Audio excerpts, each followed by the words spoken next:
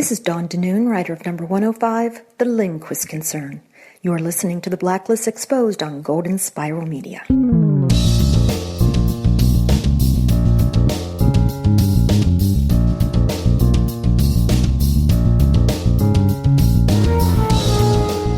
I don't care that Aaron stole my idea.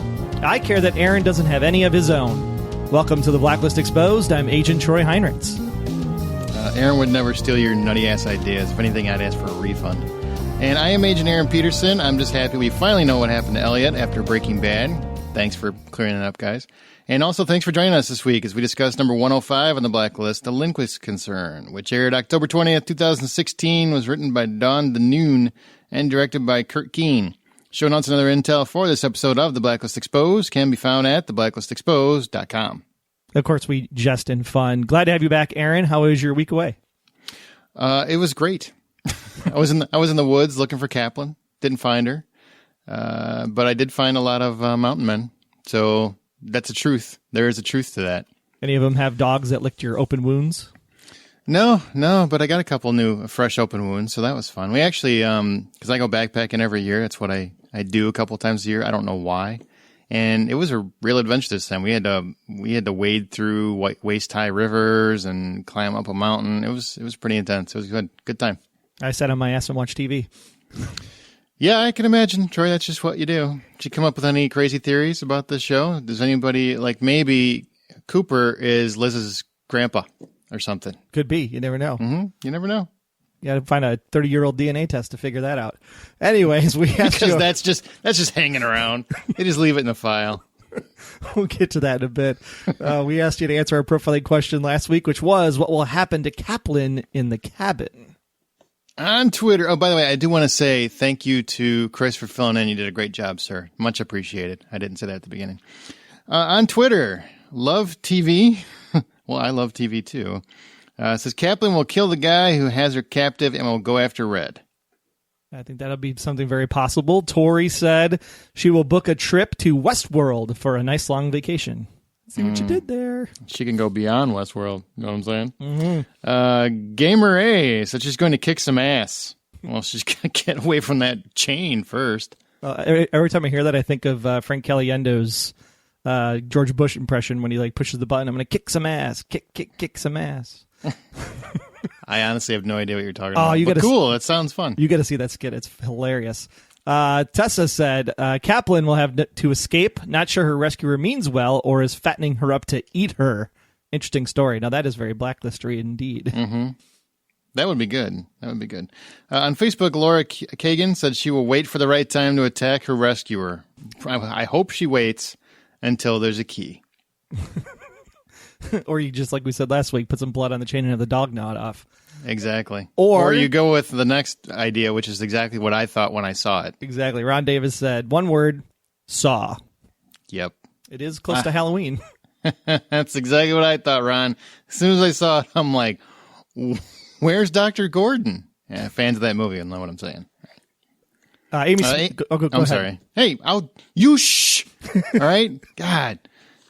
Power hungry, we've gone 1 week and just running the roost. Amy Smith said Mr. Weird Huntsman plans to fatten her up. Man, people really want to fatten Kaplan up.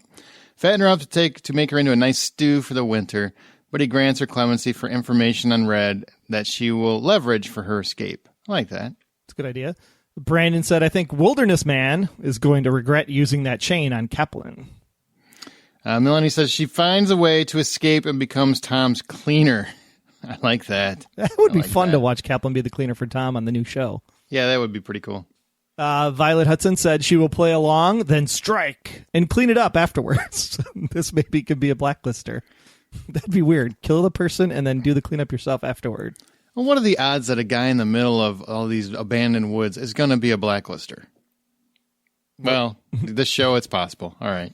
What's the possibility there was a guy in the middle of these abandoned woods that no one's lived on for so long? Touche, sir. Good call. Moving on to where we at? Tony Davis. She's going to be that sicko sex slave. After a couple of months, she will win his trust. We'll take the chains off, and that's when she will kill him. Wow, you went dark. Do you write for the show, Tony? You went super dark. Sandy said it's a trick to get her in with Kirk.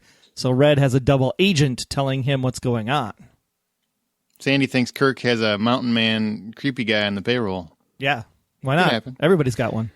And Aaron Peterson. Hey, I'm on here. I said she'll stumble across Ned Beatty. That's what I said. There you go. To which Linda replied, I agree with you, Aaron. And if he pulls out a banjo, look out. Laura Kagan, the cleaner will strategize. Oh, yeah, from the cleaner fancies herself the strategist line from Red. Got it. Okay. Roseanne Jerry said, someone's foot will be cut off, but it won't be Kaplan's. Hashtag misery. Ah, yes. I don't think the foot was cut off in misery. I think they were just beaten with a hammer, right? Yeah, I thought it was a sledgehammer, right? That she just takes the ankle, craps the ankle off. Yeah. Roseanne, I think you're thinking of Saw 2. Well, Saw 1, not Saw 2. There's so many of them. It's hard to remember. Julie Wright, maybe Dembe will try and get his salvation by going back to these woods. This is the final one. Going back to these woods for Kate. Maybe to give her a proper burial. I could see that. And find her with the long-haired lunatic and his dog. He will rescue her, and she'll live happily ever after on her acre. I really don't see her taking revenge on Red. I'm forever an optimist, though. And you know the other way. And you know what? We are never going to see her take revenge on anything because she wasn't in the episode at all. Mm-hmm. Mm-hmm. So way to build that up for 2 weeks and kind of drag that out with these little clippets and then never even go to her this week. That's what television does, my friend. It does. That's what television does. It does. All right. Well, thanks as always for the great theories, guys. And since Aaron was spending some time with Kaplan in the cabin last week, I will let you pick this week's question. The question is, what does Red want the invention schematic for? Let's just make this short. What does Red want the invention for? Right. Nobody says schematic, Troy. Nobody says that. What does Red want the invention for? What do you guys think? He's got this invention. What does he want it for? Should be interesting.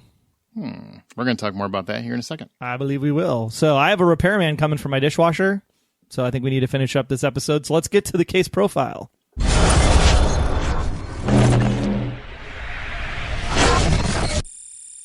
Weirdest segue ever. I just want to point that out. Well, my power was out this morning, so my dishwasher could actually be broken. That's like a little real-world drama there. You sure it's a dishwasher repairman and not a blacklister? I know it's not the milkman. I got my 2 kids already. Wow. There's no more milkmen. The Linquist Concern is a group that basically kills people who develop awesome ideas before they can patent it. If they can't kill the invention, they kill the inventor. That's right. They are idea killers. Boo. Boo. This is why we can't have nice things, people. Would you say he's a patent troll? No, trolls just egg people on. I think he's a patent killer. He's an assassin. Well, not the internet trolls, like the trolls that used to live under the bridge that ate you if you didn't pay up. Oh, I guess I've been. See, that would have been cool because then he would have killed him and then ate him after he killed him. That would have made the episode interesting. Like he ate the idea. This is how I absorb the idea: as I eat it. Exactly.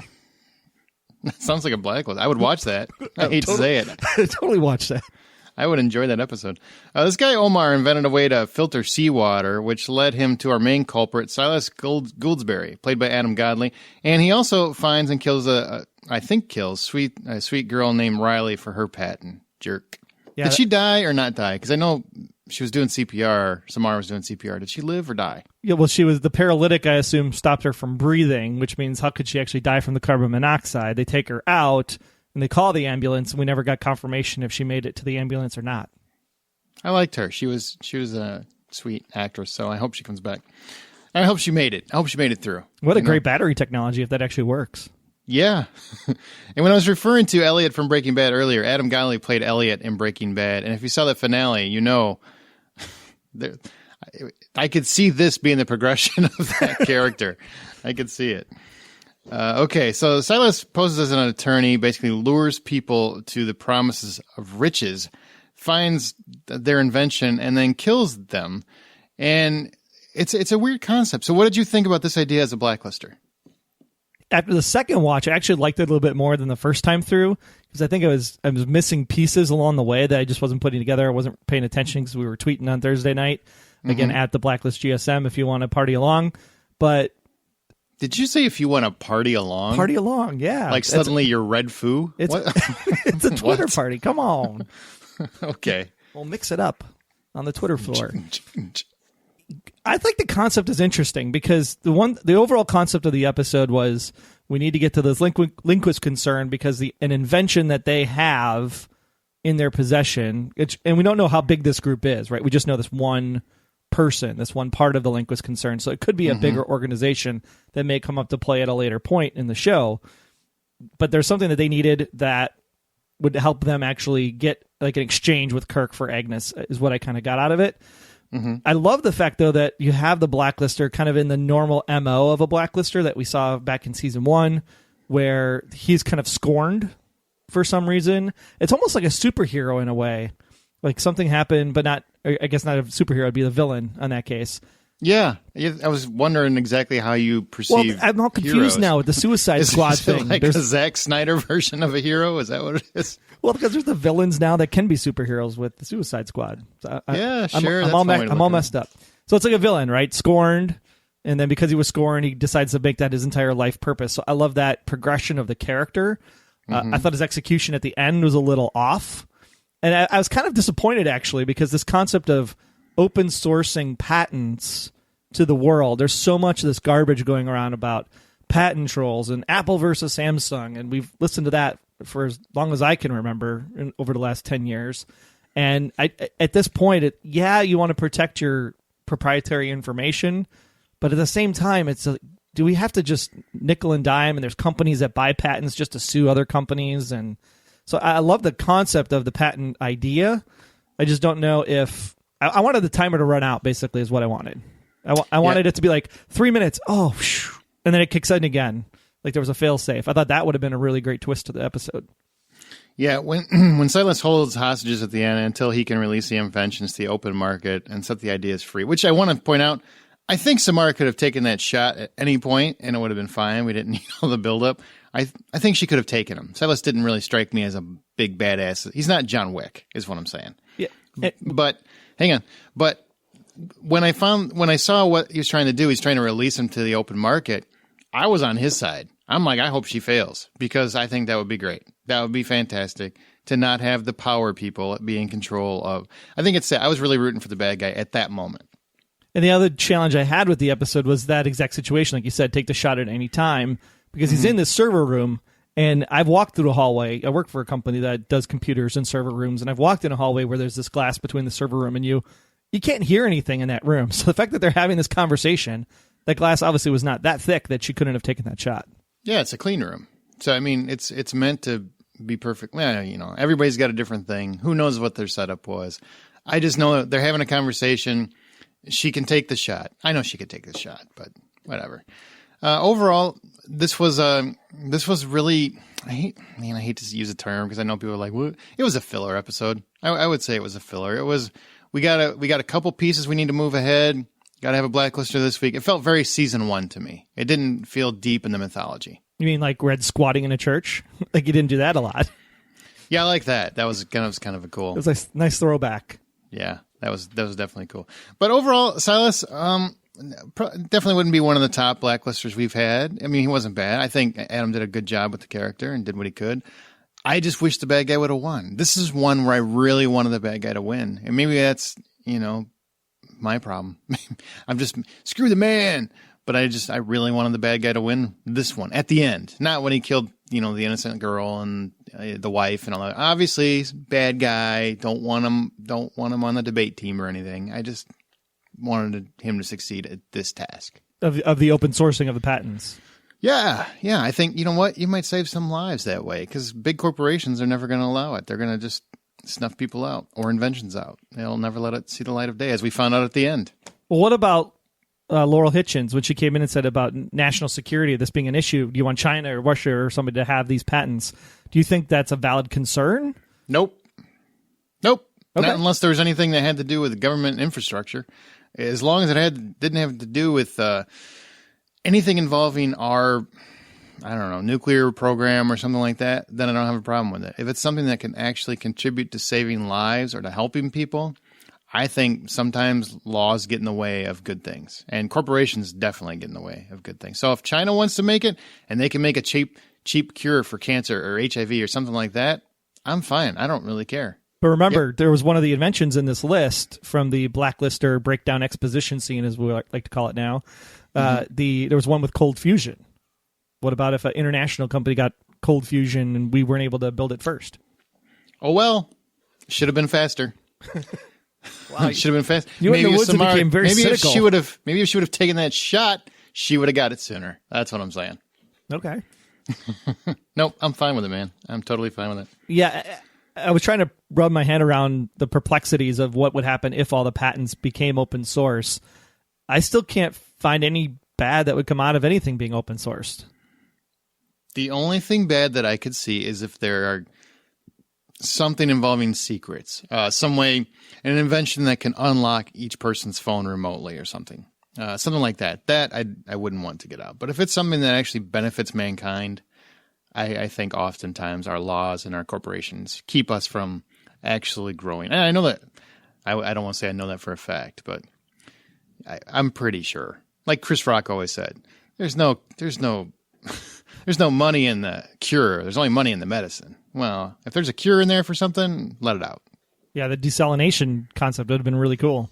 Mm-hmm, although I don't understand how the red, blue, and green vials help make salt water regular water. You pour it in the top, and then it mixes, and it comes out clean. That's how it works. Science! Yes. All right, let's move on to our music. Let's go to our characters, Troy. Yes, Silas changes his appearance before heading into his day job because everybody wants to be looking like they just woke up out of bed when they go to the patent office for work. We hear Different Drum by the Stone Ponies. And then later, while Samar and Wrestler question Omar's coworkers, we hear Apollo 440's Time is Running Out. And at the end of the episode, while we see Laurel give one of the invention schematics to Red, and Liz confronts Red about the DNA test, we hear Stu Larson's By the River. Which one did you like most? Different Drum's always a good tune. I have that one play every now and then in my car. I kind of like By the River. I don't know. I just, nice and kind of soothing to a degree. Cool. Very cool. Okay, let's go to characters. Kaplan, we didn't hear from her this week because she's still chained to a bed waiting for Jigsaw to start his game. Mm-hmm. Which I would... Okay, guys, if you're listening, writers, if there's any way you can... I know the episode's coming out soon. I don't know if Kaplan's in it or not, but if you could throw in the mountain guy saying, I want to play a game, it would really make my life better. It really would.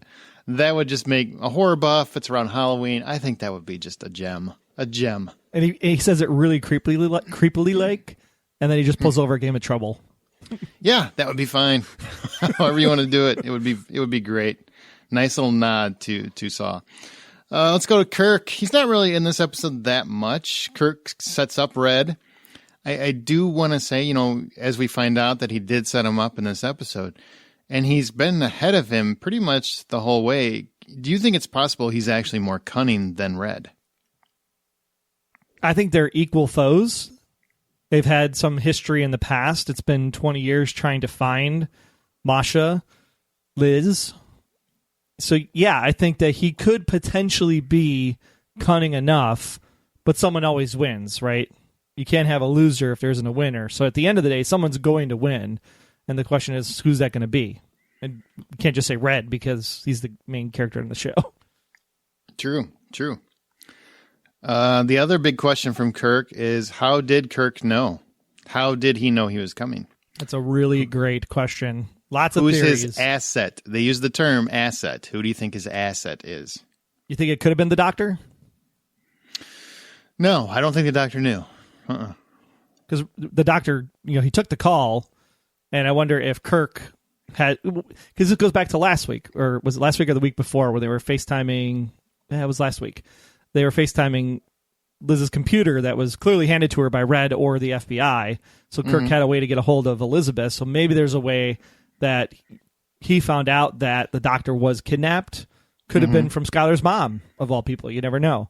And when they had the phone call with the doctor in the church, the doctor was very nonchalant in his responses. So I think the doctor was told what to do by Kirk because Kirk already knew before the church scene. Yeah, you didn't answer my question. Who do you think the asset is? I don't think it was anybody we've seen, to be quite honest. Really? Because, everybody's saying that Elise is the mole. I don't know how Elise would have the information. That's exactly right. We saw her, become undressed over some marinara sauce, and that's the only time that she would have had to interact with Aram to get the information about the fact that they had this guy. And I don't even know if Aram knows that they have the doctor, to be quite honest, to share that information, because that's happening in Red's world, not in the post office world. Yeah, and by the way, that works. Every time I made marinara sauce, somebody gets naked. It's weird. It's weird. Nothing? Remind me not to come over to your house for spaghetti night then. Or get here sooner. One of the two. Yeah, who I think it is, I don't think it's Hitchens because she didn't know Red was coming. I think if I had to guess, I would go with Samar. Maybe she wants to get out from under Red's shadow. Maybe it's her way of helping Liz get out of under Red's shadow. I don't know. That's the one I'm going to go with because I think she's kind of a puppet for Red at this point. Well, she's been a puppet since season 2. We keep talking about that. But I can see that being an out for her. Like, I could see that. I mean, I'm not saying that it would be the case, but it would be kind of a cool twist because I don't think a lot of people would see it coming. I don't think she's done anything, or Red's done anything to her in particular to make her want to go against Red. Maybe she wants to part ways. I'm just giving you my theory. That's the theory I'm going with. Yeah, that's the theory I'm going with. Or it's Cooper because Cooper's sick of Red. Because I'm still have that theory I'm holding to that maybe Cooper is ultimately responsible for what happened to Red. So I'll throw you my crackpot one. Oh God, is Tom. Not because Tom tipped Kirk off? In a sense, because what he wants to do is he's willing to get his baby back at any means, right? Mm-hmm. So if he gets the baby back, maybe he'll say, if you give me Agnes, I'll give you Reddington. Because what does he want more? Does he want Agnes or does he want Reddington dead? Yeah, I guess it's possible. But we did see him actively pursuing a lead to find Kirk, so I don't know. But because that failed, and now Tom knows they have the doctor, Tom would be the likely suspect that would get that information over. Because I don't think anybody in the post office knows that Red has the doctor. So the only people that would know Red has the doctor are Liz, Tom, Dembe, Brimley, etc. That group. Maybe Boz. Dembe. Maybe that's how Dembe gets his salvation by killing Red. I'm just kidding. I don't think that. That's not going to happen. I don't think that. But Tom is possible. Sure. Yeah, Tom is possible. He's like, oh, no. He's not in Geneva. He's in Russia. Whoops. Liz is possible, too. That would be cool. Mm-hmm. That would be cool. Liz is possible, too. Interesting. And we've always said that they pay off things rather quickly with the smaller questions, not with the big ones. And I wouldn't be surprised if they answer who the mole is next week, honestly. If there is a mole. I think there's definitely a mole because they referenced the information they got from the asset. That's an asset. So the question is, a mole is someone that would infiltrate the post office and would steal secrets to give back to their government. In the case of Reddington's group, not working with the post office, right? Brimley, Dembe, Reddington, in this case, Liz and Tom. That's not really a mole because it's not in the true sense of a mole, I guess is what I'm saying. Well, I disagree with you. I think a mole is basically someone that is on the inside that turns coats. That's a mole. It doesn't really matter if they work for the government or not. They're a mole. They're shady. They're a weasel, like a mole. Liz would be interesting, though, because then it would show... I don't think they call her an asset, though. I don't think they call her an asset. I don't think it is Liz. I just think it's a cool idea. But it would be a great idea, though, because if she wanted to get away from Reddington so bad to fake her own death, and now it seems like she's playing nice and going along with it, maybe she was brainwashed with Kirk during the off-season that we don't know about, and this is really a long game. That would make all of these episodes that much more interesting. I would agree. I don't think they'll do that, but that would be very cool. Be very cool. If she was playing a game the whole time, we just don't find out until episode 8. That would be fantastic. And then I'd go back and say, okay, none of these episodes were filler. It was all needed. All right, let's move on to Wrestler. A big fat nyet. I like that. That was a good joke. He's totally fine, apparently, breaking the law to help Tom now. They're best buds. Is that the way you're taking it? Yeah, they totally put the Gnome incident of 2015 behind him. That was quick. Yeah. He puts Tom in contact with someone who can get him closer to Kirk and Agnes, but he's still Mr. doing his job because he confronts Laurel Hitchens which I thought was really a bold move for Wrestler in general. Dude, confront the boss's boss or however many extensions. I think you got it right there. Yep. Yeah. to confront her and basically called her a murderer. Not basically, he called her a murderer flat out in front of all his coworkers. I assume you think that's going to backfire on him somewhat. You wouldn't give the line if it wasn't going to backfire on him somehow, or sets up a storyline for the rest of the post office to go, oh, wow, you think that? Why don't you tell us that? And then they'll actually help him prove the case. I think they all think that. They just can't prove it. And then that will lead to Laurel Hitchens being a blacklister number at some point. Yeah. That's why I don't look at episode titles, because I'm afraid it's going to come up, and then I'll be like, oh, this is the episode where it all happens. But once again, I think I will say Wrestler really hasn't gotten a lot to do so far this season. Do you agree with me, or is that just me? Is that just my perception? No, I think we were hoping it was going to get something bigger last year, and then he was for a while. And then again, it seems like he's been relegated to the background. He's been planning for a way to get with Elise since he stole Samar. Now he's going to try to steal Elise because he keeps talking. This is the second week in a row he's talked about Elise. Oh yeah, date night. Cute girl. I like the way you planned that, or you played that. So if he's got garlic breath, he's not going to want to kiss her. Da, da, da, da. I thought that was pretty fun. That was a fun exchange between the two of them. Right. In his head, he's like he won't kiss her because I want to. You really take things too far sometimes. You know that. Cooper, nothing really this week again. Seems awful comfy working with Hitchens, though. I thought that was interesting. Maybe there's something she has on him, or something that's allowing him to be in his current state, giving everything that went down within the last season and a half, and that's why he feels obligated to help her out. Maybe. Let's go with maybe. Just maybe. I still think it's possible he's the asset, because he's so pissed at Red, and he just snap. That's a great thought. Mm-hmm. Because he's just so pissed at Red. We were talking last week about why they haven't had the conversation between him and Liz. Mm-hmm. And that's why, because he's been sitting there the whole time trying to undermine or get behind it or whatever. That'd be really interesting. See, let's shake it up, people. Let's go nuts. Let's get nuts, as Michael Keaton likes to say. Okay, like I said, not much from Cooper. You understand that we are setting ourselves up, because now that we're like, oh, maybe Liz is this, and Liz could do that, or Cooper could do that. And I can just see the writer's room, if they even had these same ideas, which I'm sure they did, doing the same kind of dialogue, and how would that work, and how would that work, and how would that work? And then if none of that actually happens and comes true, we're going to be so disappointed. No, what we're doing is that we're playing it smart. If we name everybody, then we were right. That's true. It's kind of like I have friends that are debating on who's going to get it in Walking Dead. I figure if you name all 11 main characters, you're right. That's the way I look at it. If you just name them all, I think it's going to be this person, or this, maybe this one. If you just name them all, eventually you will be right. Winner. So pick one. Who's the asset? Pick one.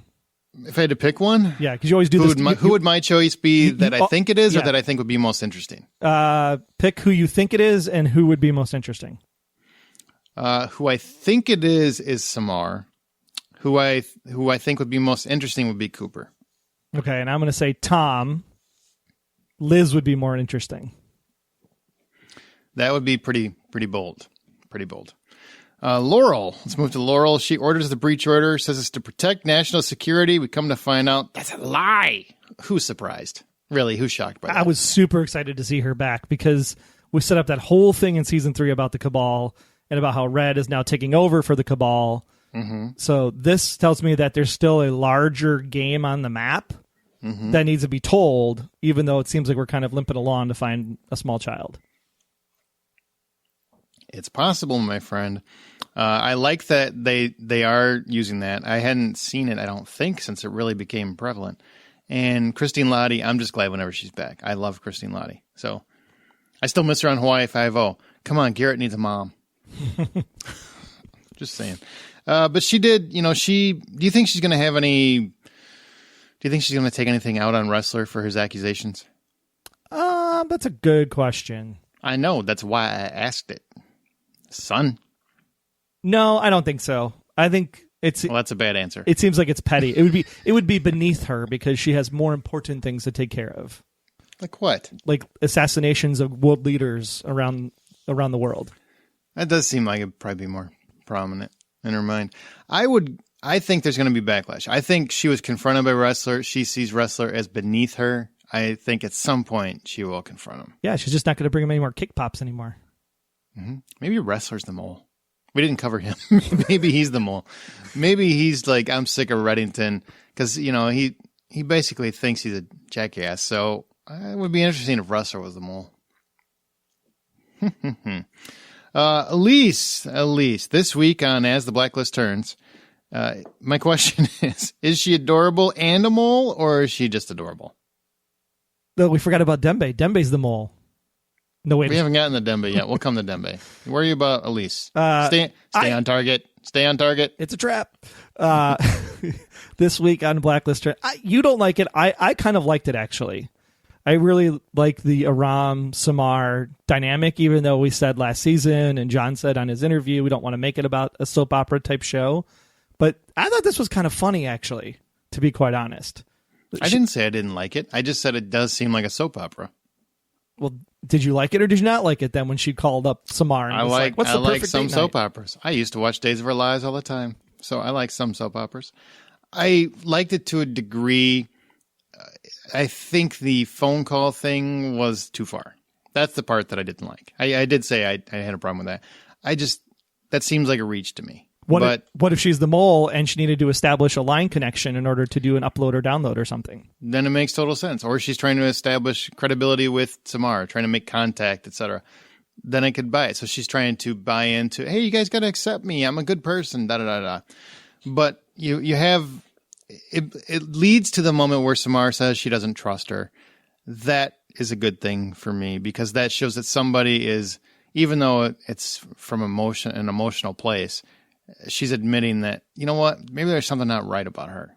And that's kind of where I was feeling with the character.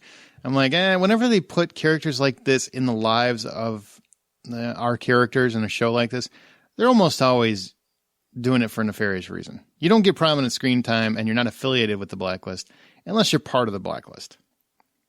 What if she's just there and she's to get under Samar's skin so Samar does something rash? Okay, let me ask you. Let me point it to you like this, Mr. I have to mention Alias at least once an episode. I'm going to do it for you. If this was Alias and any of your agents had a new relationship outside of, what was it called? APO? Thank you. Had a relationship outside of that, wouldn't you automatically assume they were an asset for another organization? Well, because it's an alias. Yes or no? Yes or no? Well, if it was Alias, absolutely, because there was always a new organization. It was the Syndicate, or it was K-Directorate, or it was this or that. And we haven't seen that on the Blacklist. It's either been, the Cabal or Kirk or the Post Office. So I think she's just a nice person. Now, some people actually speculated that she might be the owner of the ballet. If you remember the ballet scene when Red goes to watch the ballet from his daughter back in season 1.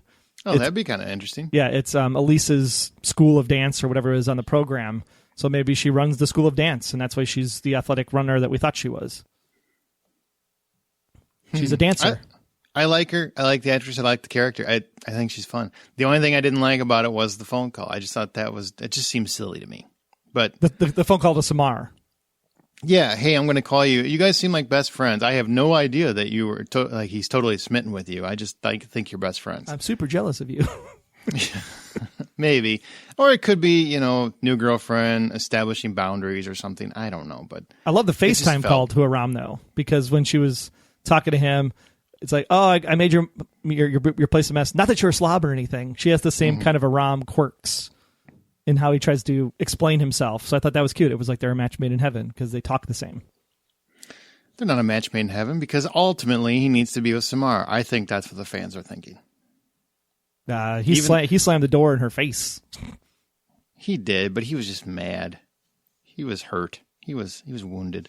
So you don't think she's anything but a sweet girl who's going to get caught in the crossfire? I think she's there to put something between Aram and Samar, which will cause either Aram or Samar, who are our main characters, to act rashly and cause some issue. Okay, that works. I don't think she's an asset because I think it's too easy. It's honestly, that would seem too easy to me. Would I buy it? Sure. I mean, you can make it work with the story too, but it would be. I don't want her to be the mole because it's just too, oh, here's a new person. She's the mole. It's boring. Yeah, make it somebody we know, somebody we trust. Right. Is really what it should be. Yep. Samar, apparently her and Aram made up really quickly because they're back to making cute faces at each other. And she sets up Aram and Elise with Aram's dream date. She had the line where she's like, because you're black, which I thought was hysterical. And also has a super awkward conversation with Elise and admits that to Ressler that she doesn't trust her. Do you think we got enough out of Samara this week? Do we get enough story arc from her? She seemed very happy to be in her job, which I thought was a little frustrating. Liz isn't there, so Red calls in the tip about the Linquist Concern to Samar. Samar does the profiling breakdown. Doesn't seem like she wants to transfer. I agree. That was kind of odd to me, which also made me think maybe she's the asset because she thinks Red's going away, which would make Liz go away, which would make her problem go away. All of her problems, I mean, Aram's still there. Yeah, but I think that's one she can conquer. The other problem I had with the episode, it's like I didn't like that phone call, and the other big problem I had was how quickly they seem to have made up. Now, don't get me wrong. I've seen coworkers have fights and they're fine the next day. I get that. But that was a very heightened reaction from Aram to Samar last week, which I'm glad I wasn't here because I thought I really hated how that character was written last week. I just did not like it at all. I thought she was made to be super bitchy, and it didn't work for me at all. This week, it was much more the character that I feel like I've gotten to know over the last couple of years. And I really appreciated that they allowed her to show that she was a little jealous without being outright ridiculous about it, which is what I thought last week's was. That said, the fact that her and Aram had that blow up last week and this week they're pretty much fine was a little, I feel like a missed opportunity. If you're going to set that up last week, it should play out a little bit longer than what it did, I think. And I think that's part, we talked about it last week that we don't know. One of the listeners mentioned that we don't know what the time is between episodes, right? Is it a week? Is it a month? Because then you have a wrestler last week who was Googling Aram's new girlfriend, never met her, right? And then in this episode, wrestler's like, oh yeah, date night. Like they've talked about it as it was a planned thing, which you'd probably talk about it, a few days ago or something. You wouldn't talk about it like that morning. Mm-hmm. So it seemed like there was the way he said, oh yeah, date night. It's like it was a plan. It was something that was in the works. And last week he just literally met her on Google. Okay. I'm because I agree with you. If it's like the next day, Samar's expressions, facial tone, conversations, it's completely opposite from last week. It is, and Aram's too. He didn't really seem to have much of an issue with her either. And I think if you're going to have a character say something that bold to another character, I can't wait. You can't get out of here fast enough. To me, a character says that there's blowback for a while. It's not something that they get over rather quickly. And it felt like it was gotten over pretty quickly. Well, he does focus more on wrestler versus Samar when they're doing the fire suppression system thing. Mm-hmm. So it's almost like he kind of forgot about her. So you do have that going for it until she comes back and says, Aram! Oh, yeah, poor visibility. Sorry. Yeah, it's just maybe they did that episode and realized that it didn't work as well as they thought it would work. I guess that's possible, and they just tried to rectify it or retcon it to a degree. Maybe that could be, because I do think sometimes you write things and you think they're going to play out better than they ultimately do, and that could have been the case. And I also want to point out Mojan has my favorite smile on the show. When the rare occasion they let her, and maybe that's why it's so glorious, but the rare occasion they let her smile. Her smile lights up the room, honestly. She just has one of those. So when she does her little smile in there, I was like, oh. And I have to say, I actually liked the back and forth between Wrestler and Samar at the end of the episode. Oh, it's fun. Yeah, it was a lot of fun. Actually made me want them to get back together again.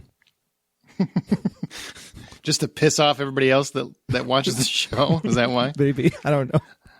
Ram, fumbling, love-struck fool, is still obviously crazy for Samar. It's sweet, and he also is very taken with Elise, and that's what a hard twosome to be in the middle of. Boy, poor guy. I feel so bad for him. You go, dog. Yeah. What did you feel about that? Anything more about that relationship issue that you wanted to talk about? Well, it's clear that something's going on there because he wouldn't. So there's two things that come up to play when he closes the lid. Is that he's closing the lid, one, because of his feelings for Samar and doesn't want to... Closing the lid? Yeah, the computer, when he's FaceTiming Elise. Oh, yeah. So he's hiding it from Samar because she doesn't want to be offended because he's talking to Elise. No, it's because he still has a thing for her. Exactly. Or he just doesn't want to have another confrontation about her. It's like, you didn't do your job because you were busy FaceTiming your girlfriend. No, that's not why. No. It's totally because, oh no, the girl I like saw me talking to the other girl I like. Crap. That's what that was. Uses doggy daycare to track Silas's burner phone and find his home. Good job. Once again, coming through in the end. I do say, Amir is still, I've said for a while now, he's the heart of the show. And I do feel like that. I think the relationship thing, is this whole triangle working for you, or is it something that you want to get past and you want to get more into Aram and Liz and Aram and Red and that sort of thing that we were having last season, or do you like this triangle that's going on? Given the blacklisters and the progression of the overall mythology over the last couple of weeks, I like the triangle better. Okay. It's more entertaining at this point for me because I'd rather get back to just find the baby, solve the problem, let's get an answer, and let's get back to this larger thing in play, right? The whole 2017, what's his name was going to be the senator going for president. There's much more worldly things that are tied into the ecosystem of the Blacklist, and we're focused on one small narrow thing for 8 episodes. That drives me crazy. Yeah, as long as whatever is going to happen when it plays out rather quickly, but no more of that nonsense with Samar, or with Ram snapping on Samar and then being nice to her, sweet to her the next. Oh no, yeah, the back and forth doesn't work for me at all. That doesn't work for me. Which is why we're still stuck on Cooper and his conversation with Liz that hasn't happened. Well, you're stuck on it. I don't care. You liked my idea last week though, didn't you? It was okay. I mean, it's just one of those things where I think Cooper is somebody who internalizes. So I think you're stuck on him not having this conversation with Liz since she got back. In my mind, he's somebody that compartmentalizes and internalizes. So everything, it'll come out at some point. He doesn't need to have that conversation right away. It's just, I don't think he's a character that needs to have it right away. But I get why you, as a demanding audience member, want it. Sure. I'm an emotionally invested audience member, and his eulogy was powerful. It was. Unless it was fabricated because he was in on it. But I will tell you, as a strong, stoic man, much to the caliber of Mr. Cooper. You wish.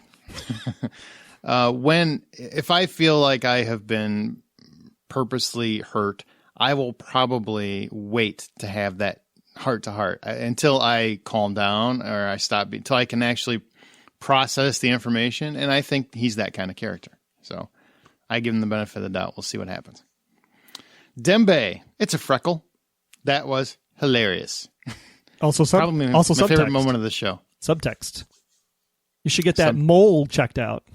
Oh my God. It's a freckle. That's true. I don't know if that was intentional, but that's a good point. I guess I didn't even think of that. But his big story arc this episode was he wants forgiveness for what he did to Kate, or lack of doing anything. Do you think that this motivation is going to lead him in any way to betray Red? Would it technically be a betrayal if he goes back to the woods to find her, like the one commenter said? Not if he's going to bury her, to give her a proper burial. Well, I guess what my question is would Dembe think if she's alive that he should help her? I don't think I honestly don't think he thinks she's alive. No, I don't think he does either. I'm saying, do you think he should help, or would he think, wow, I got to put her down because she's not dead yet? That would be interesting. So if she comes back and finds her alive, would he shoot her to finish the job? That's interesting. But when he comes back, she's obviously not going to be there. So then he's going to phone Red and say, hey, Kate's not here. Something happened to her body. And does Red change his mind then at that point too? Mm-hmm. I think he's going to go back. He's going to go back and find her missing, and that's how Dembe ends up saving Kaplan, like Julie said. That's a great story. I want to see that happen. Dembe on his own mission kind of thing. I think that's the only way I see her. Well, no, I mean, she's very resourceful. I mean, she's been part of the criminal underworld for a long time. I'm sure she can find her own way out. She doesn't need Dembe to save her. But I could see Dembe going back there just for a proper burial or something like that. It's interesting because Dembe going back to save her, because I agree, Kaplan could totally get out of the situation on her own. But from a story arc perspective, he said, I'm not on your side, Kate. And then when Dembe comes back, Dembe finds her, and then Kate realizes Dembe does care about her, is on her side. Then the two of them together can finally convince Raymond, since they're the only two people that know the history, they're the ones that convince Red to finally give us the answers together. Because Red's never going to kill Dembe. I still want Kaplan to be a nemesis for Red. I know nobody else does. A lot of people are just like, no, she's going to just forget. You know what? You shoot me in the face. I don't care what our history is. I am not going to be your friend again. I don't give a damn about your trust. I don't give a damn about your anything. I'm going to put you down. You're going to you're going to hide and wish you had never met me. That's what I want her to do. Okay. Yep, that's what I want. Okay, Tom finds Komarov and fabricates and manipulates intel to get Komarov to spill on where Kirk is and that he's in Russia, which is how we find out that Red's being set up. That's really all Tom did this episode, but he's still on a mission to... He's ignoring Reddington. He doesn't want to use Reddington to find Agnes. He wants to find Agnes himself. And I think that's why he could be the mole and do anything to turn on Red, because his statement was very clear. I'm a dad. I will bet the life of my daughter that I will get rid of the intel that I have on you if you give me your intel. I don't think there's any way he's the mole. I really don't. Because he's the one that told Liz about, no, he's in Russia. He's not there. He's the one that tipped her off to tip Red off. So, no, I don't think he's the mole at all. I don't think there's any reason to think he is.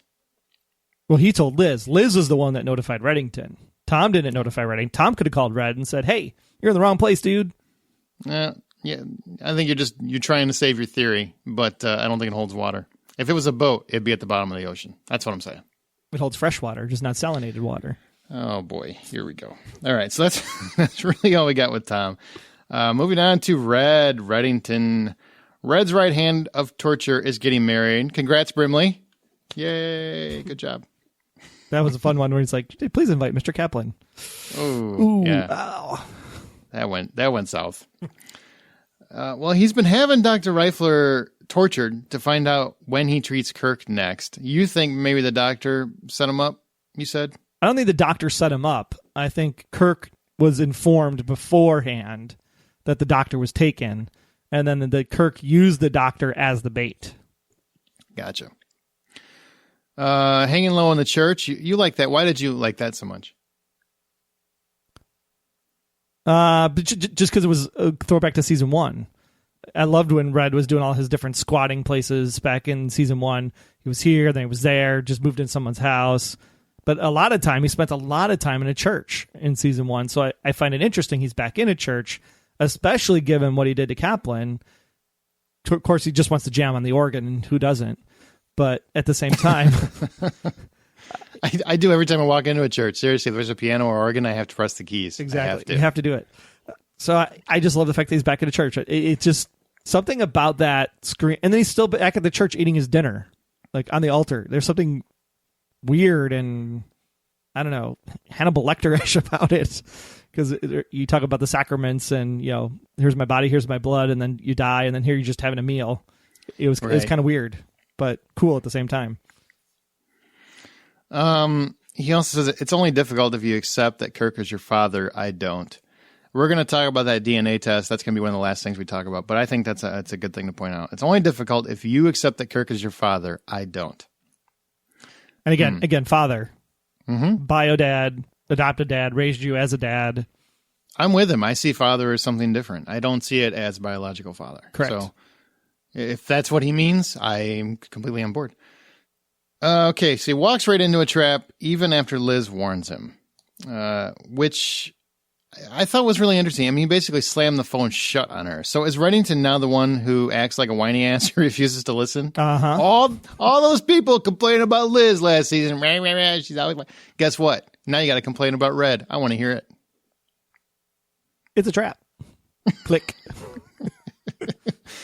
What did you think? Do you think that's going to, I mean, that's obviously put him in a predicament already. Do you think it's going to continue? I don't think so. He apologized kind of and said, yeah, as it comes to Agnes, we're on the same page. But when it comes to Kirk, we're at odds. But thank you for saving my life. Your phone call saved my life. So I think he was just more frustrated with her, especially because of the killing herself. And then having this happen where they can't agree. And this is weird too. This is like the Samar thing. Last week it was, oh, you're okay, and I understand what you're supposed to do as a mother, and I'll hold your hand. And now they're back to the kind of pissing match again. Well, I mean, that is the dynamic. And I know people don't want to hear it, but in my life, my relationship with my daughter is very similar. So one day is great. The next day I want to punch her in the throat, and she wants to punch me in the throat. Not literally, don't write a letter. My God. It's just figuratively. And you just come at each other, and then you're warm and fuzzy the next minute even. It's weird. It's a weird relationship, and I'm not saying that's the way it is. I'm just saying that's the way I see it when I watch that. So it doesn't bother me as it does some people. Some people just say slap her silly. I mean, punch her in the throat. Holy cow, man. I just like to go for it. If you're going to go for it, go for it. My daughter would say the same thing because that's why I like her. I think your daughter could kick your ass. I think she could too. Yeah, she's pretty rough and tumble, man. She don't play around. Okay, so Red is only interested in one invention by Matthew Hodge of Santa Fe, and I totally messed that up, and Sonia Bloom of Raleigh. Now, what do you think it is? Do you have any concept or idea what this invention is? No clue. The only thing we can say is that the beginning of this episode said the Linquist Concern will get us the thing that will lead us to Agnes. So this is obviously, my assumption is, the thing that will lead them to Agnes. Now, it could be something totally off the wall different, like owning a port in the middle of nowhere, or owning a piece of art for some strange reason because it meant something to him. So it might not have anything to do with finding Agnes. It could be the next great breakthrough for how to make popcorn. So I have no idea. And the fact that they showed us the names of Matthew Hodge and Sonia Bloom and the places they were from, there's a reason why they showed that piece of paper. And I sat there for like good 10 minutes trying to figure out what the hell is on this piece of paper that they want me to know. And that was kind of frustrating, actually. I agree. My concept is the invention will save Kirk's life. And I think he's using it to make a trade or a deal with Kirk. That's what I think. Why would he save his life, though? I mean, granted, it would be to trade for the baby, but... To trade for Agnes. It gives him leverage to trade for Agnes. Okay. Or something that might save him or something. Or maybe it is the actual invention that he's going to use Agnes for. Maybe it's something like that. I think it's something to do with Kirk's life. That's what I think. So I agree with you. I think it's something they could trade for, but Red doesn't want to save his life. I don't think he does, but if he wants Agnes back, he's going to have to do something. And I think he needed that one invention before Kirk could get to it. Okay. So that's what I'm going with. That's my theory. And we'll find out soon. We want to hear what you guys think. So don't forget, answer the profiling question. Now we move on to Liz. The doctor swears Kirk is a good man. The doctor swears Kirk is a good man and seems to be getting through to Lizzie. Do you agree? I think so, maybe. Well, can't decide. I can't. Dun, dun, dun, dun, dun, dun, dun. Is the doctor a good man? That was your question, right?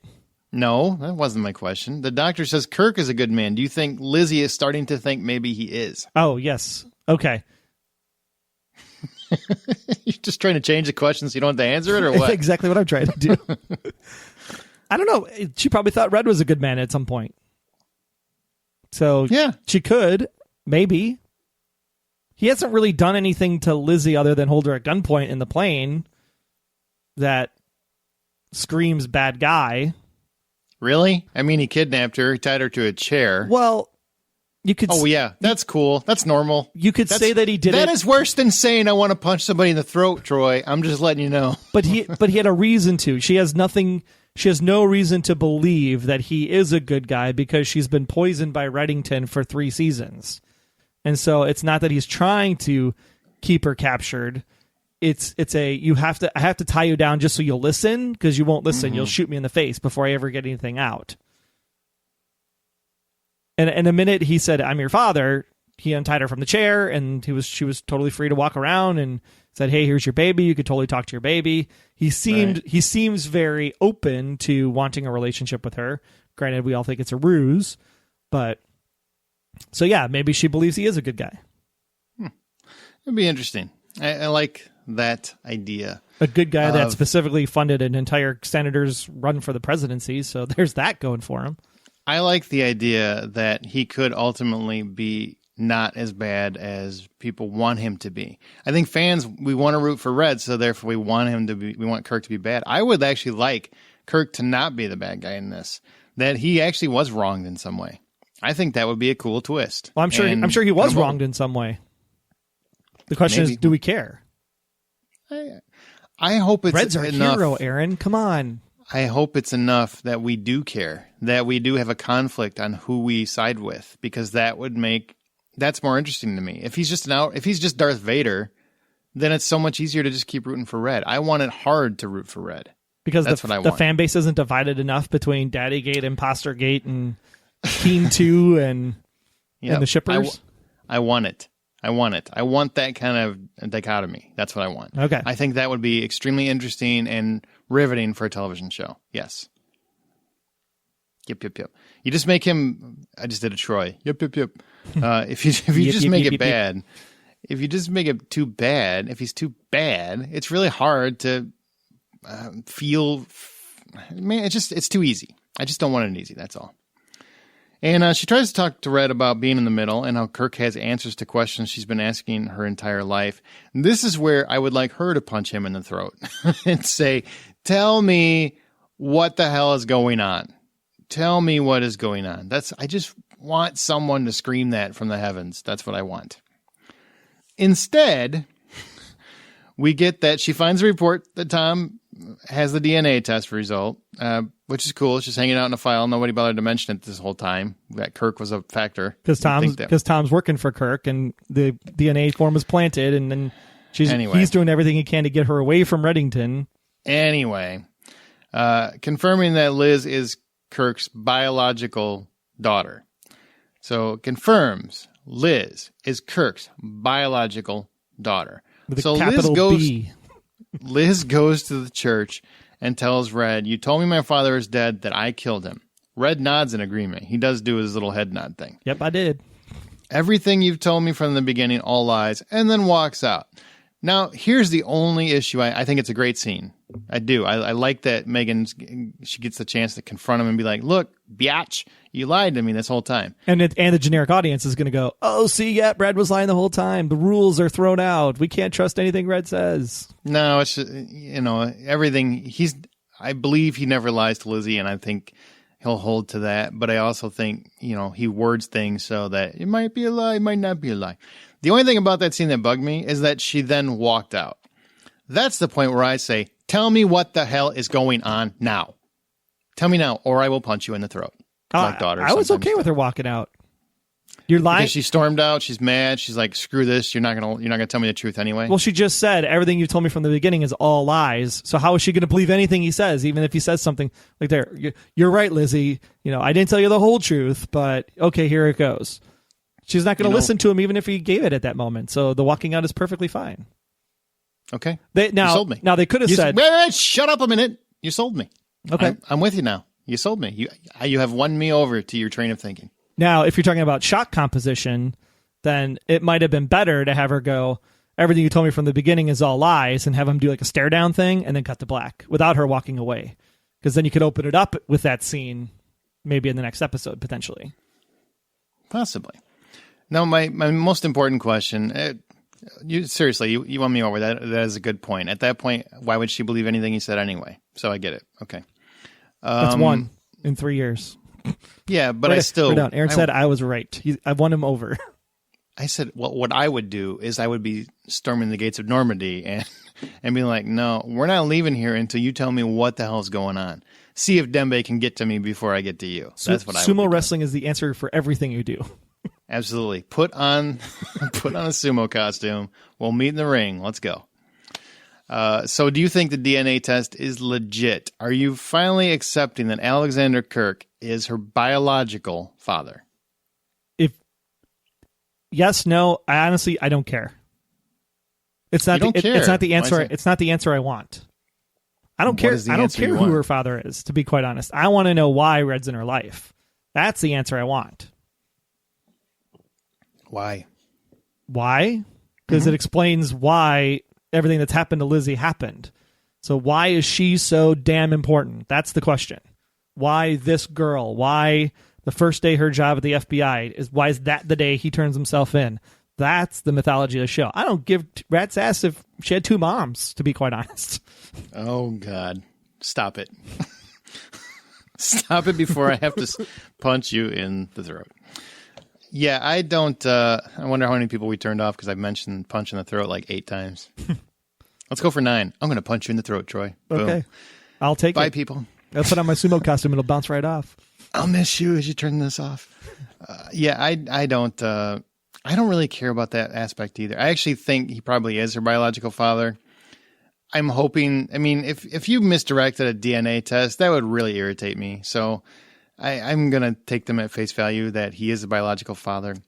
But I don't consider them the father. I have said this my whole life, actually, not just because of the show. A father is a lot more than a bloodline. It is someone that is there for you. It is someone that takes care of you, raises you, comforts you, loves you unconditionally. That's a father. Anybody can be your biological mother or father. Anybody can. Who actually takes care of the responsibility and the nurturing of you, that is your parent. Mm-hmm. And that's how I see it. So I don't see him as her father. I just see him as her bloodline. I agree 100% with you. Boom. We're on the same page. And I agree that her father, the one that raised her, is dead, and she did shoot him. Mm-hmm. You want me to keep going?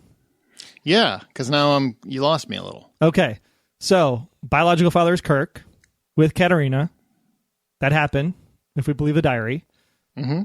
And then Reddington was the man that she was sent there to kind of get in, a la Russia spy concepts, falls in love with him, and then he's the one that's raising her because Reddington gave her to Kaplan. And then when the fire happens and Lizzie shoots the person that falls down in the fire and kills her quote-unquote father, the one that raised her, there's a woman still standing next to her. And that's why the Reddington we're seeing right now is the mother. Because the biological father is Kirk, the real father, Reddington, is dead, and so that's how Red has never lied to Liz. You sounded like a smart guy until the end, and you sound like a lunatic. None of that's true. But it works. The math still works. It doesn't. They've disproved your stupid theory about 12 times. The math I'm not still getting works. into that. It works. Does not. Your math does not work because it's missing about 4 equations that have already been ruled out. Now, limit equals 0. It could be. You keep clinging to the dreams. That's cool, man. Whatever. I'm sure Ted Cruz still thinks he'll be president. It's just not going to happen. It's just not going to happen. It's not true. It's one of those things where I think that, yes, Kirk is her dad. Yes, she fell in love with Red. Red had a responsibility or feels a responsibility to Liz because maybe Katerina tasked him with that responsibility. And I don't know who she shot, but maybe she shot him and he thought Kirk was dead at the time. He only found out later that he wasn't dead or something. I don't know. A lot of this stuff, I don't know how it plays out. That's the information we don't have yet. But I do think Kirk's her dad, biologically. I do think that, and also I do think it's possible that Red is the father that she shot and killed. She killed that man. Who that man was, she killed. That man is who she shot. And it was Reddington, and he changed who he was because of that. I think that's a possibility, because I do think there is something to be said for what somebody means figuratively versus literally. Shot and killed that man could mean you killed who that person was. That person was reborn. at that point. And that's where it gets a little convoluted when you think about it. Because if we're talking about biological father versus father, that's complicated enough, right? So is that a lie or is that not a lie? But then if you start going to the, well, I was the man who raised you, so I am your father, but when you shot me, I had to kill that personality, become this new personality in order to protect you. So really, I'm not your father anymore. So yes, your father is dead, but I'm the criminal is now here because Sam is now your father. And I mean, but I could see that all work in my head. I could see that the math would work. The math would work to where he's not lying. The real math, not the stupid math that Troy employs. I'm sorry, I don't want to say your theory is stupid. Not the insane, ridiculous, crazy ass, ridiculous theory. Yeah, not that one. So, like a legitimate, realistic argument that doesn't involve a lot of surgery. But my argument is more blacklister-ish than your argument of it's just double talk. Your argument is more Silence of the Lambs than Blacklist, my friend. Hey, it's still creepy and it's awesome. Now, wild horses in my head. Great. Well, that'll be interesting. I'm curious to see where this goes, and I'm sure we'll find out some more next week. But I think that's going to do it for this particular episode. Is there anything else we didn't cover? Did we tell people who wrote next week's episode? Definitely tell people who wrote it. Don't tell them the title or anything else, but give them a little taste of who wrote it. I will tell you that it's the one man that we all love to see his episodes of, Mr. Daniel Knopf, wrote next week's episode. So we're in for a treat. And if you can't remember, he wrote Cape May. So you might get something special. And Marvin Gerard. And it might go a little crazy.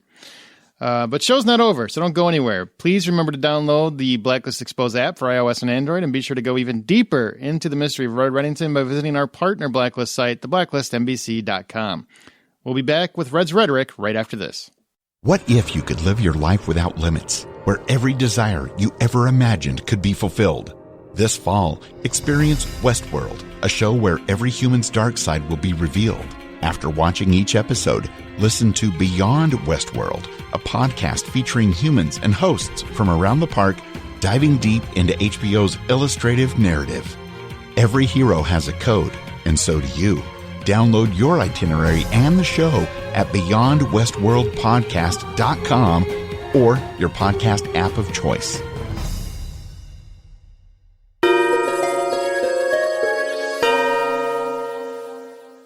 Welcome to Red's Rhetoric, that part of the show where we play two scenes from the last week's episode, and then you get to vote which you think is the best one over at theblacklistexposed.com. Just look for the post for the Lindquist Concern. Last week, 60% of you would like a run-in with a shark trying to get fresh with you, as Red Shark won last week. The first scene this week comes from when Red and Brimley are torturing the doctor.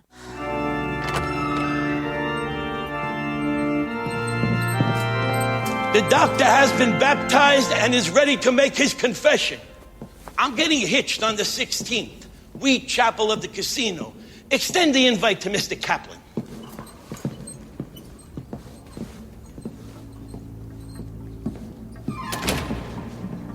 As Alexander Kirk's hematologist, I assume you oversee his transfusions and coordinate with his specialists.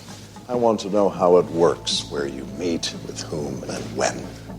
Please. He's a sick man.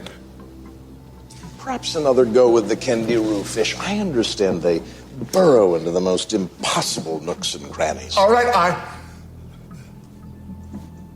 I give him blood transfusions once a month. And weekly erythropoietin injections. When did you last see him? 6 days ago. Then you'll be seeing him within the next 24 hours. Where? I don't know. No, I don't. I don't know until they call me with the next location.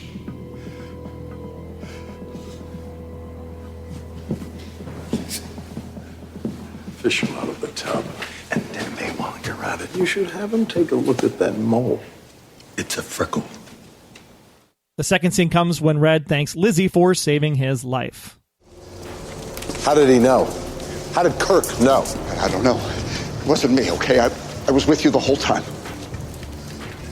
Tend him, I meant. Wait a minute.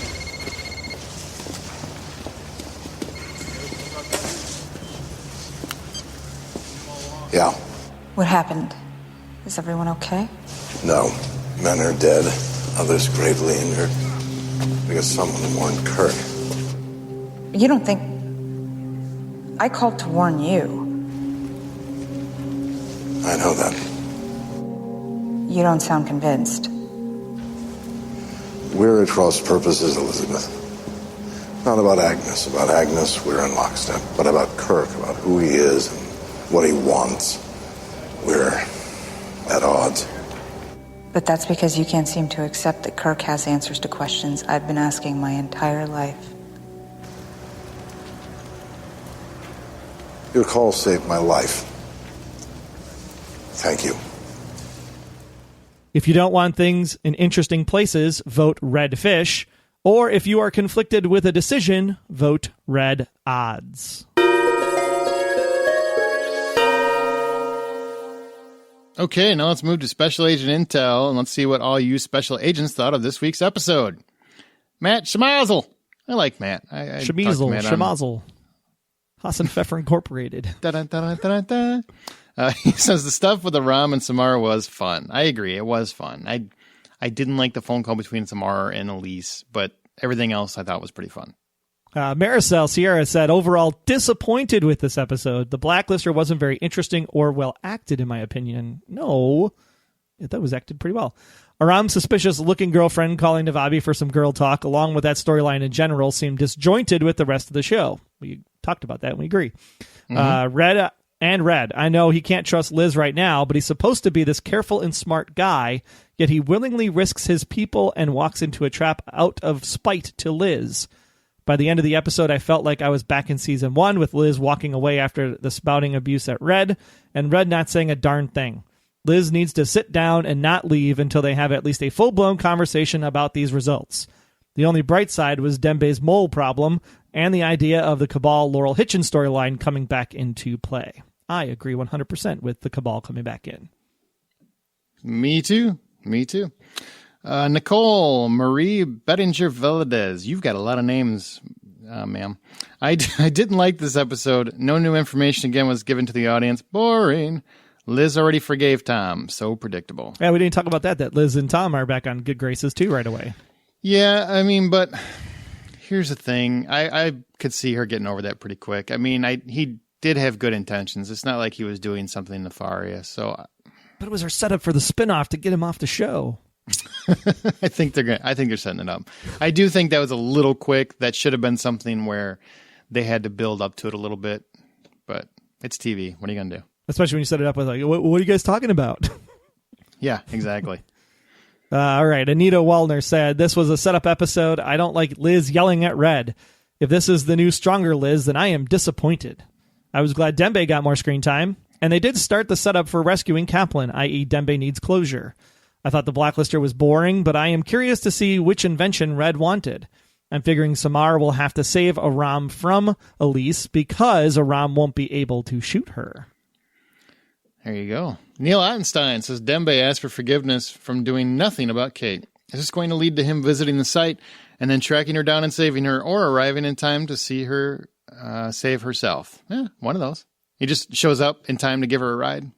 Mm-hmm. Goblin, why don't you get in the car? I can't do his accent at all, nor do I sound cool even trying. So, he also says, as far as the Blacklister, we really didn't see it. I thought that the Lindquist Concern was an organization. The guy in this episode was an agent of theirs. He's dead, and they didn't follow through with who was giving him directions. It doesn't seem to make sense that he would go through killing all these inventors and then attempt to upload them as open source. Just not well done. What if he was smart enough because he had so many different lawyer personalities that he is the Linquist Concern? There wasn't some bigger organization. That's very possible. That is very possible. All right, Ella Bauer, great episode. Love the freckle comment. In my opinion, that DNA report is complete bull. I don't believe a single thing that Kirk says or orchestrates. I do, however, 100% believe Red and the things he tells Lizzie. If Red says that Kirk is not Lizzie's father, then he isn't as far as I'm concerned. I did enjoy the lack of trust that Red has in Lizzie. I think it's completely in character and necessary. Hopefully this gives Lizzie the chance to prove her loyalty to Red, whether that be right away or further down the track. Linda Hood Chaining. Oh, wow! I got to watch on the same night it showed, but not much really stuck with me. Ha! One, the Dembe remorse is going to kill me. Great direction, though. If it gets more time, it may cause disruption in the Red-Dembe relationship. Can't y'all see that ending in a frustrated Red? Oh, for God's sake, Dembe, she's not dead. Yep, I could see that. 2, 4 episodes in and no peep out of Charlene. I agree. I was actually wondering. I meant to bring that up with Cooper. Like, is she still? They haven't said what's going on with poor Charlene. 3, Wrestler seemed in charge of the post office, not Harold. 4, why did Red get info from Laurel, not Samar? Although I like the Red Laurel angle. I think Troy touched on that because of that deal with the Cabal a while back. Yep. 5, laugh out loud with me now. Elise is planted by Gina Z. That would be kind of funny. They're working together? Yeah, I could see it. Sure, why not? That'd be interesting. Number 6, the storyline of E is stupid. Storyline of E. Oh, Elise. Is stupid, and I can't believe they developed Aram so well last season to dump him in Stupidville. No way, no how does she have open access to Samar. I agree. Aram at work. I hope the powers that be fix this quickly. It's beneath our common intelligence. And finally, see, I'm not the only one, Troy. And finally, number 7, the Red we know is really Constantine. The Constantine is really Raymond. And the look on our Red's face at the end of the episode was because he just found out he is Liz's daddy. Maybe I had too much dunks. Does that mean drinks? Maybe. I don't know. Maybe she was too drunk. I once ate a whole pack of Oreos, so yeah, it could be dunks too. Interesting thoughts. Interesting thoughts of the flipperoo that Constantine is Red and Red is Constantine. I don't see that, but it would be kind of cool. I don't see it either, but that would be cool, yeah. Priscilla Lyman, I wonder if Tom is Kirk's asset. Thank you very much. He was probably hired by Kirk to have a baby with Liz. Oh, that's even better. I don't know, just throwing crazy theories out there. What? So Kirk hired Tom all along as a plant to get Liz pregnant so that Kirk could get the offspring. So now not only is he a trained assassin secretly instead of a school teacher, now he's a gigolo as well? Why not? Oh, my God. Tom is... No. Okay, Deborah Jean. The daddy reveal probably won't happen until episode 8. Kirk isn't the father. Red put baby Liz in Kaplan's arms and told her to keep her safe by switching DNA. Huh. He needed Kirk to believe Liz was his daughter. She'd be dead if Kirk found out she was Red's. It was all about her father's identity, not stem cell donation. That's actually a cool idea. Red told her in the cemetery, because of who I am, also because of who you are. Kirk's going to be put in the hospital, require immediate stem cell donation. Liz is going to donate, and that's where I'm guessing the reveal will happen. I'm still stuck on my theory that Tom worked for Kirk at one point. Man, everybody has this theory now. Yeah. Because cool people stick together, Aaron. I like that, and smart people ditch mom theories at some point. Deborah, I really like the idea about the switching DNA. That's actually kind of a cool idea. I do. And the stem cell being the reveal point instead of Maury Povich coming in. Like that, too. You would not. If Maury Povich came on an episode, I would laugh hysterically and probably automatically give the episode a 10 just for having the balls to do it. They should just have him be like on the TV in the hospital if this whole situation plays out. That would be great. There you go. There's a way to have it in there. Make a joke. Make a laugh with the audience. I think that's good. Man, make that happen. That would be so funny. Betsy Geiger. Kirk is not Liz's father. The DNA report was planted. Kirk will either disappear into the wind, as is often said on the show, or die before a definitive answer is given. I don't think Tom has ever worked for Kirk, as some of you theorize. Tom is a determined father. We won't get the Liz dad mystery solved this season. Yeah, I'm with you, Betsy. I don't think Tom worked for Kirk. But apparently people are coming together. They're starting their own little club. I didn't know. Kim Malam Cameron. She says, I think Amir's girlfriend is a plant by Kirk, and that's how he is one step ahead of Red. Love the wrestler Panabaker throwdown. Panabaker? Oh, she was confused. It was wrestler Hitchens. Hitchens, okay. Throwdown, and Dembe's guilt was very well played by Hisham. Yeah, absolutely. I think he played that beautifully. I'm back to loving Samar again, but ready for this storyline to progress and end.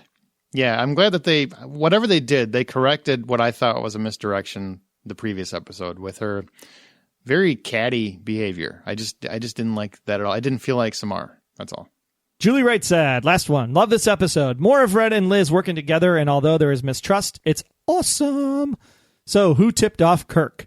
The DNA test was, as expected, a definitive Kirk is daddy, but it's not really definitive as Red never lies, and so the cycle continues. I really don't mind it, as I know as soon as we see the whole story unravel, the show is done. I love the show and the cast, its complex storyline, and of course, Spader is a legend. Long may it continue. I do want to say, do you think, and I know that they alluded to this when you did your big fancy YouTube special, Rockstar, you're behind the Blacklist when you met with the creators, but I think it was John Eisendrath, I think, said a very important statement where even when they tell people what happened, people don't want to believe it. Correct.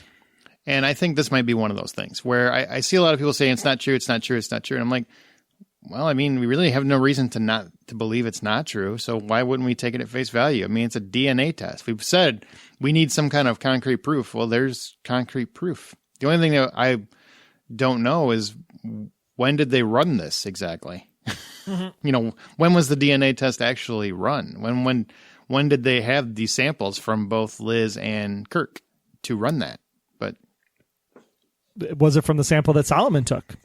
It could be. Yeah, that could very well be of what was going on. Solomon took that, like I mentioned a few weeks back, and that's how he confirmed that he's the father. But this information came from the Russian consulate or whatever it is, and because of that, I don't know if that intel is current intel or like intel from 30 years ago. Exactly. That's the confusion. That's why I'm saying I don't know when did they take that? When did they do it? That might matter. That could matter. Because this Kirk might not be the Kirk. Yeah. It could go full alias, and then there's a sister out there because wasn't there a girl in the closet with Masha in the flashback or something? Yep. So maybe there's actually a sister out there, and that's the one they actually did the DNA test for, and we'll come to find out that it's not Liz, it's a sister, it's a half-sister.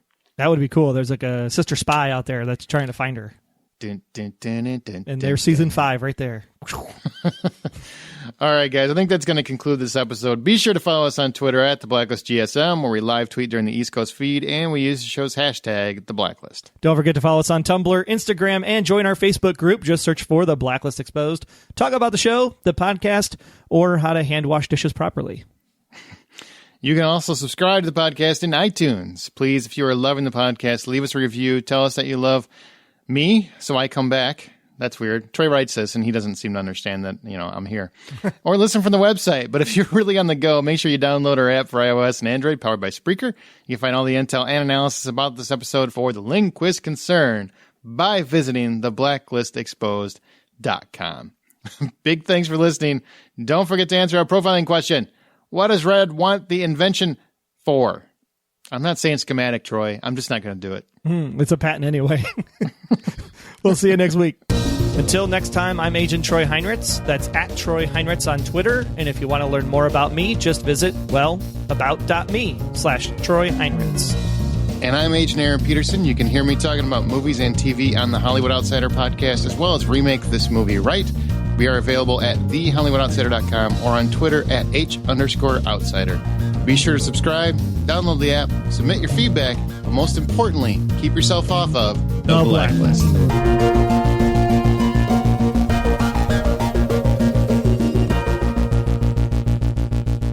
The Blacklist Exposed is a Golden Spiral Media production. Find more of our great podcasts at goldenspiralmedia.com/podcasts.